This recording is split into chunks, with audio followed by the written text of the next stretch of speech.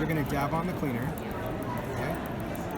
Then I just take a cloth. I just use these are flour sack towel. Just doesn't have any length, so I just buy these Walmart. But you can find them really anywhere. Yeah, really inexpensive. But once you clean a stamp, can you see the shine on the stamp?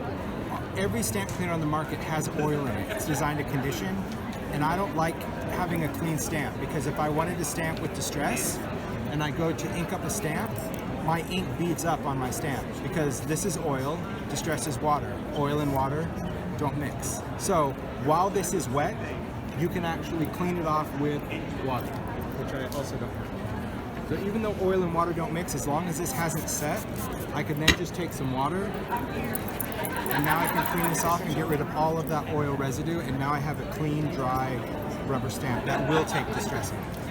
So it's done, totally clean. And then everything else, like my media mat, I clean everything with hand sanitizer. It's the cheapest thing to clean. Yeah, because hand sanitizer is a gel, so just put it on the media mat, wipe it up with a paper towel, and you are good to go. So it's a lot of fun.